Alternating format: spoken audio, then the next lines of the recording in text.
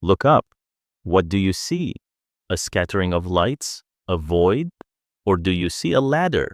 A ladder built not of wood or steel, but of energy, stretching from the dirt beneath our feet to the very fabric of reality itself. We are used to measuring history in years and progress in technological breakthroughs. But what if the true measure of a civilization isn't its art, its philosophy, or its wars, but simply its appetite? In 1964, Soviet astronomer Nikolai Kardashev looked at the universe and asked a radical question. How much energy can a civilization consume? His answer was a blueprint for cosmic evolution. It categorized intelligent life into 3 tiers: planetary, stellar, and galactic. But the universe is far stranger than Kardashev imagined. The ladder has more rungs, extending into realms we once reserved for gods and metaphysics. Type IV, V, C6, and perhaps the ultimate zenith, Type VII. This isn't just a story about aliens, it's a story about us, about where we are now and the terrifying, magnificent destiny that awaits if we survive long enough to reach for it. Where are we on this cosmic ladder? We are Type 0. We are infants. We still suckle on the dead remains of ancient plants and animals, fossil fuels, to power our fragile world. We fight over scraps of land and resources. Our global energy consumption is cosmically insignificant. We are approximately a 0.73 on the Kardashev scale, and that is the danger. The transition from Type 0 to Type I is perhaps the most perilous journey any species will ever undertake. It is the moment we gain the power to completely transform our planet, or completely destroy it. Type I is the first rung.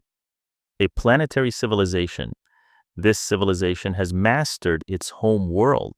It commands all the energy that reaches its planet from its parent star. Imagine it. Weather control is no longer a dream, but a daily calibration.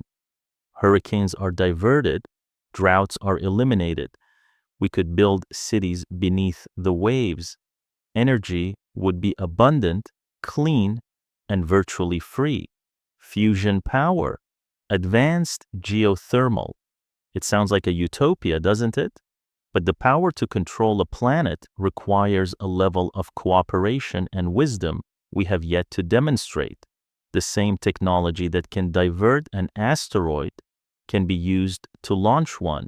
The same power that fuels a global utopia can incinerate it in an instant.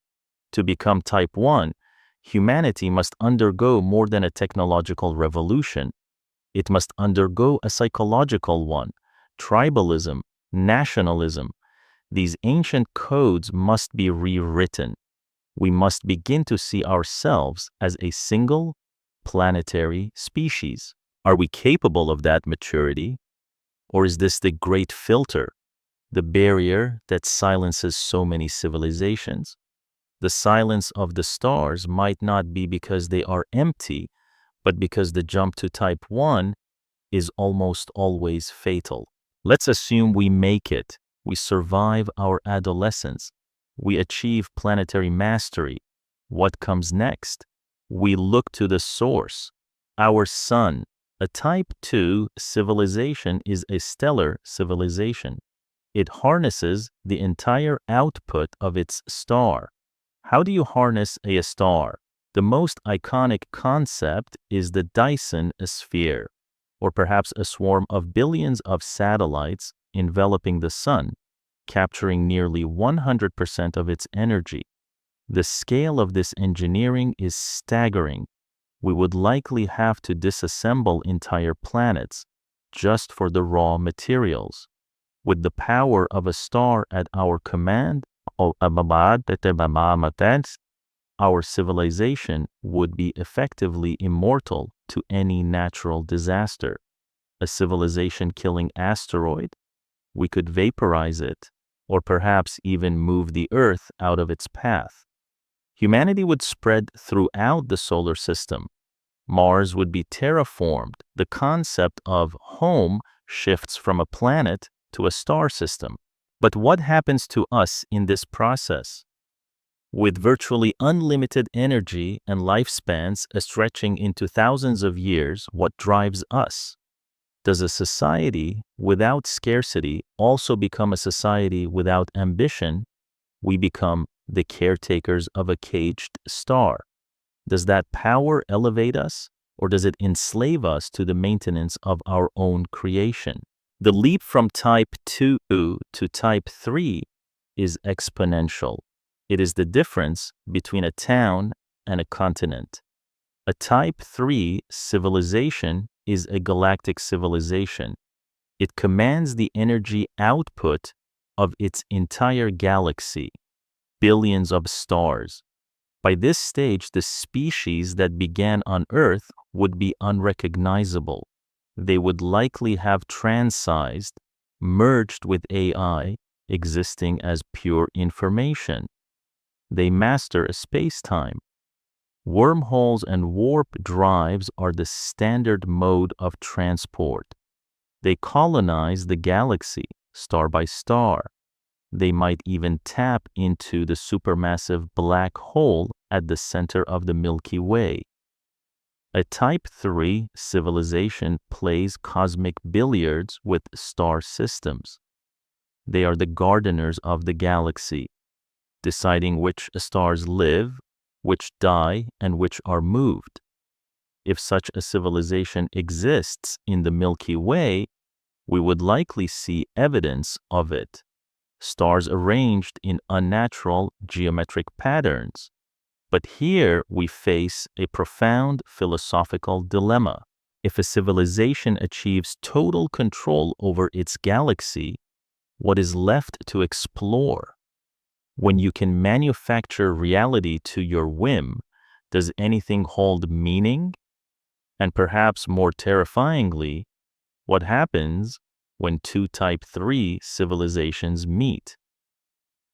Conflict at this scale wouldn't be war. It would be a restructuring of the galaxy. Kardashev stopped at Type III, but theoretical physicists have continued the extrapolation, venturing into the truly mind-bending. Type IV, the universal domain. This civilization harnesses the energy of the entire visible universe. They command trillions of galaxies. They might tap into dark energy or dark matter, the mysterious forces that govern the expansion of the universe. They could potentially manipulate the fundamental constants of physics, the speed of light, the force of gravity. They are not just masters of the universe, they are its architects. They live outside of the space-time we understand, perhaps in the higher dimensions of the string theory. Type V, the multiverse travelers. Why stop at one universe? A Type V civilization commands the energy of multiple universes. They have mastered the multiverse. They can travel between different realities, different timelines, different sets of physical laws. Type VI, the Omniverse architects. This is where language begins to fail us. A Type VI civilization exists outside the constraints of the multiverse itself. They don't just travel between universes. They create them. They are capable of engineering new universes with specific physical laws, much like a programmer writing code. They are, for all intents and purposes, gods. And then there is Type VII, the omega point. What is beyond creating everything? Perhaps it is the complete understanding of the totality of existence. A Type VII entity is the Omniverse. It is the underlying principle, the source code of all reality. It is pure, infinite consciousness, encompassing all possibilities, all timelines, all thought. It is the end of the ladder. There is nowhere else to climb. We look up at this ladder stretching from our fragile Type 0 existence to the incomprehensible power of Type VII. And it's easy to feel insignificant. But perhaps that is the wrong perspective. We are the beginning of the journey. We are the generation that stands at the most critical threshold, the leap to Type I. We hold the future of this entire cosmic evolution in our hands. The Kardashev Scale isn't just a measure of power, it's a measure of responsibility. The more energy we command, the more wisely we must use it. The question isn't whether humanity will reach the stars. The question is, what kind of humanity will we be when we get there? Will we be the wise stewards of a stellar civilization? Or the cosmic tyrants who burn out brightly before fading into the void? The latter awaits. It's time to decide if we are ready to climb.